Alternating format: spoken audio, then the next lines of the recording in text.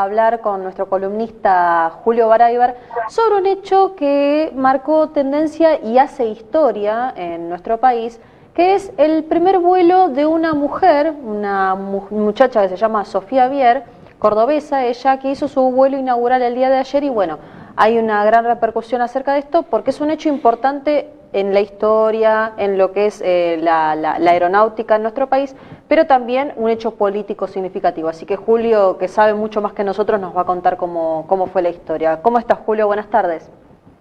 ¿Qué tal? ¿Cómo les va? Sí, creo que es muy oportuno tocar este tema en los tiempos que vivimos, porque lo que ocurrió en esta oportunidad que ustedes cuentan es que por primera vez la Fuerza Aérea Argentina y nuestras Fuerzas Armadas tienen un piloto de combate, un piloto de caza de combate, mujer.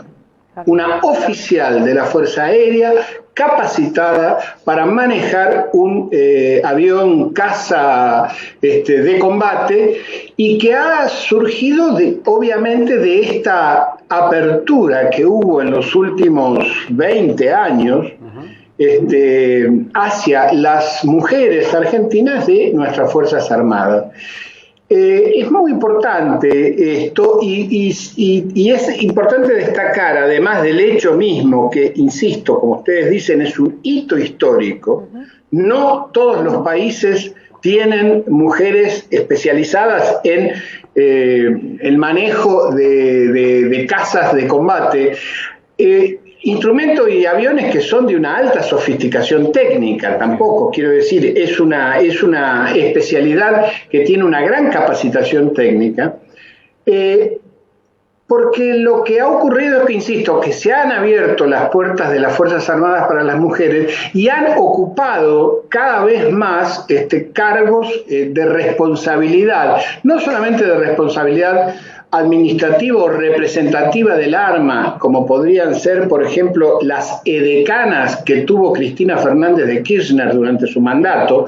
Ella pedía que quien la acompañara como representación de las Fuerzas Armadas fuese una mujer, sino también en cuestiones que hacen centralmente a la función militar, a la función bélica, como es en este caso.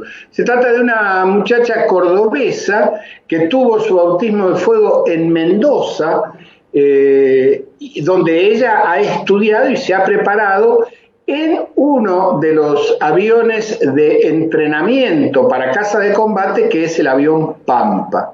El avión Pampa, también producto de la inteligencia y la tecnología argentina, es uno de los más afamados aviones de entrenamiento para pilotos de guerra. De modo tal que no es de extrañar que en un futuro más o menos cercano tengamos altos oficiales o altas oficiales de las Fuerzas Armadas, mujeres con responsabilidades sobre el conjunto del arma.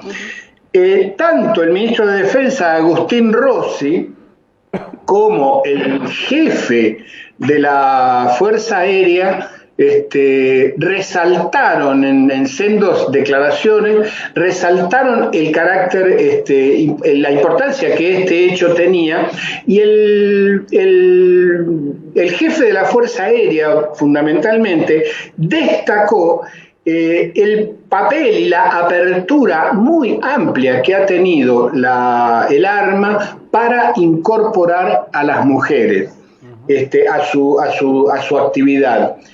Y también he de destacar la respuesta que esta apertura ha tenido en las mujeres argentinas. Son decenas y decenas de jóvenes argentinas las que se incorporan tanto a los colegios militares de cualquiera de las armas como posteriormente a la oficialidad. Da la impresión que en ese sentido el mundo castrense también ha hecho caer una barrera que era virtualmente insalvable, la de que estaba formado exclusivamente por hombres. Sí, en realidad hay en la Fuerza Aérea más todavía. Yo he visto en la Armada Argentina sí hay mujeres, bastantes, pero bueno, está muy bueno que se democratice más todavía, sí, digamos, claro, la Fuerza Armada, y que en realidad lo que recalco de esto es el valor de nuevo que puede tener las Fuerzas Armadas en la post-pandemia, ¿no? Hay que recuperar, digamos, hay que reconciliar. Sí, reconciliar, no me gusta, hay que poner las Fuerzas Armadas realmente a favor del país, esto es, Sí, y sí, que sí. no... y que no se sientan, digamos, una casta superior, como pasaba en otra época. Están al servicio del pueblo. Una Fuerza Armada nosotros necesitamos porque somos un país geopolíticamente bastante vulnerable, ¿no, Julio? No, no hay posibilidad de una política nacional sin unas fuerzas armadas a disposición de esa política nacional. Esto es evidente. Como dice muy bien el Martín Fierro, las armas son necesarias, mas nadie sabe cuándo. Es así.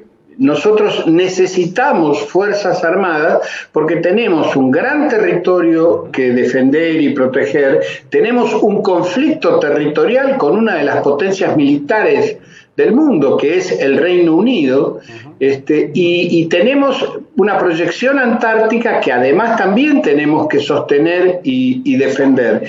De modo tal que para cualquier política nacional que implique autonomía y capacidad de decidir en el concierto internacional, las Fuerzas Armadas son imprescindibles.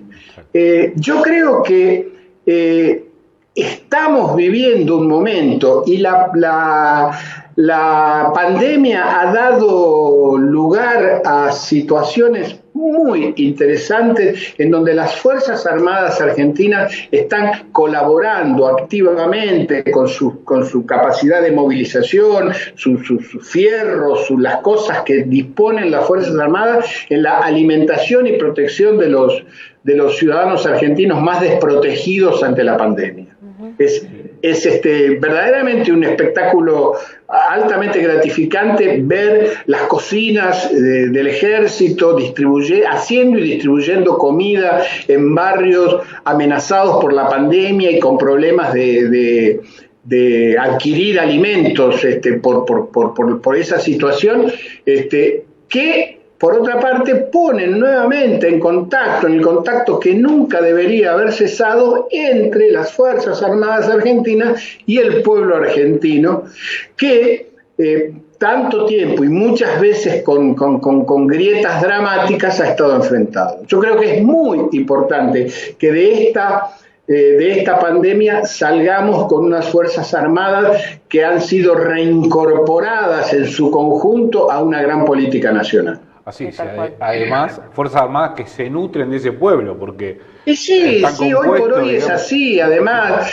las Fuerzas Armadas han dejado de tener por muchas razones, han dejado de tener ese privilegio de casta que durante una buena época tuvieron. Sí.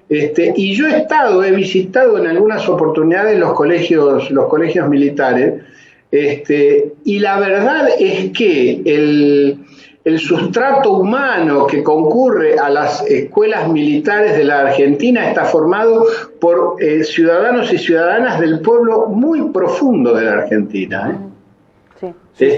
No abundan los ojos celestes, para decirlo en esos términos. Es gente notoriamente del país la que está alimentando nuevamente nuestras Fuerzas Armadas. Sí, ¿sabés dónde se ve mucho de esto que vos decís? Es en Gendarmería, por ejemplo. Sí. Bueno, sin ir más lejos, Gendarmería siempre fue así. Sí. Por otra parte, Gendarmería fue de alguna manera siempre el sector más plebeyo de las Fuerzas Armadas. Pero hoy vos ves, yo he estado en el colegio militar, acá en Caseros, en varias oportunidades, y el alumnado es un alumnado nacional y popular, te diría. Sí. Es muy interesante en ese sentido. Y viejos mitos, viejas esquemas correspondientes a otros momentos y enfrentamientos históricos de la Argentina han quedado verdaderamente muy relativizados y desmontados. Si Alberto Fernández y Agustín Rossi como ministro de Defensa logran, digamos así, generar una política militar que incorpore a las Fuerzas Armadas al desarrollo nacional, yo te diría más, a la puesta en marcha de esa idea de reinstalar la igualdad entre los argentinos, como planteó Alberto los otros días, habríamos dado un gigantesco paso adelante. Sí, y qué importancia también tiene, no solo las fuerzas militares en sí mismo como sector, digamos, de la sociedad, sino a nivel industrial, ¿no? A mí me parece que ahí la Argentina tiene mucho para dar. Bueno, lo ha mostrado San Martín, bueno, los grandes. Perdón, sin ir tan lejos, lo ha demostrado el avión Pampa. Claro, bueno, sí. Para decirlo de alguna manera. Sí, y tenemos que recuperar esa industria nacional. La industria militar es uno de los sectores más importantes en un proyecto de autodeterminación nacional. Así es. Sí, definitivamente. Miremos los casos de Rusia, miremos los casos de varios ejércitos, Irán. Sí. No podemos seguir comprando aviones afuera cuando los podemos hacer acá y de mucha mejor calidad, porque aparte hemos sido tecnología de punta durante un montón de tiempo y eso fue gracias a la política de Estado también. Así que eso lo tenemos como antecedente, no es que es un imposible. Está bueno hacer la articulación, como decís, no solamente en cuanto al rol de las fuerzas, sino también dentro de lo que es la capacidad productiva que esas Fuerzas Armadas nos proveen y que nos permiten también estar mejor preparados para el mundo que se está construyendo en este momento, ¿no? Que es mucho más hostil del que pensábamos. Además estamos en un mundo que es cada vez más hostil, claro. y donde además todos se arman, quiero decir, no se trata de armarse para invadir a ningún otro país, ni mucho menos, pero para defendernos ante cualquier eventualidad es estrictamente necesario hacerlo. Exacto. Y que, insisto, las mujeres de todos los sectores sociales, porque en las Fuerzas Armadas hay mujeres de todos los sectores sociales, se hayan incorporado a las mismas, creo yo, es un paso muy adelante, muy bueno en el sentido de la democratización de las Fuerzas Armadas. Exacto. Es decir, al haber mujeres se incorpora a la problemática interna de las Fuerzas Armadas otras cuestiones que antes, cuando eran solamente varones, no estaban incorporadas. Exactamente. Así es. Bueno, esto me parece esencial y además siempre la industria militar es industria de vanguardia. No acá, en todo el mundo. En todo el mundo, digamos. Todo esto que estamos haciendo ahora por internet nació como un tema militar. Exactamente. Bueno, acá teníamos el proyecto del Cóndor, ¿te acordás? También, el proyecto Cóndor, obviamente. Es largo de explicar, pero bueno, eso la tecnología de punta lo vinieron a desarmar.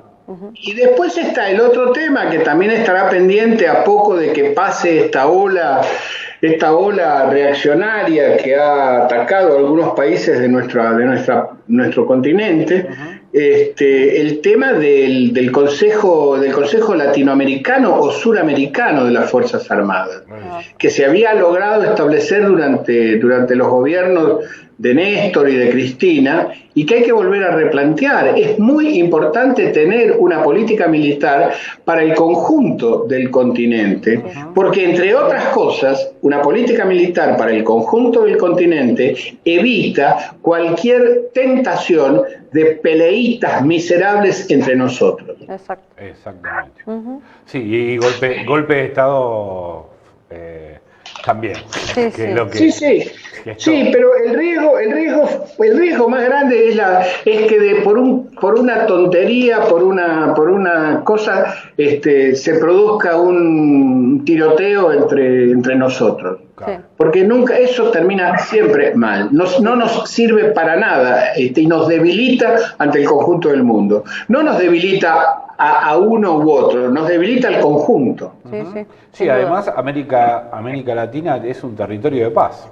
básicamente hace muchos años. Ha sido un territorio de paz, ha sido un territorio de paz y debe seguir siéndolo. Exacto. Pero bueno, eso necesita nuevamente restablecer, por ejemplo, el Consejo Suramericano de las Fuerzas Armadas, que existió y funcionaba correctamente, con intercambios, con intercambios de militares en los distintos países, etcétera, que genera, aunque parezca mentira, una experiencia muy interesante en cada uno de los oficiales.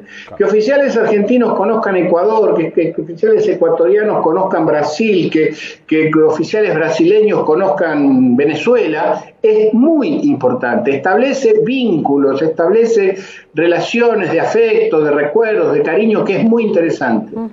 Sí, bueno, ojalá que todo esto empuje e impulse, por lo menos a ponerlo en discusión, y que estas cosas, como comentás, que bueno, que se proyecten hacia el futuro y que se empiecen a realizar. Está bueno abrir el espectro y comentar todo esto para que la gente también sepa que esto está pasando. Así es. Bueno, exactamente, y felicitaciones entonces a la flamante oficial piloto Vier. Muchas felicitaciones a Sofía. Te veo muy del Ejército Rojo hoy. No, bueno, ya está bien, hoy me puse la de Chávez, ¿qué querés? Para la próxima. Ya que estábamos hablando, digo, bueno, por ahí lo veo ya. Está ahí encendido. Que va entrando en clima, Julio, te mando un abrazo grande. Hasta mañana, chicos. Hasta mañana. Adiós. Gracias.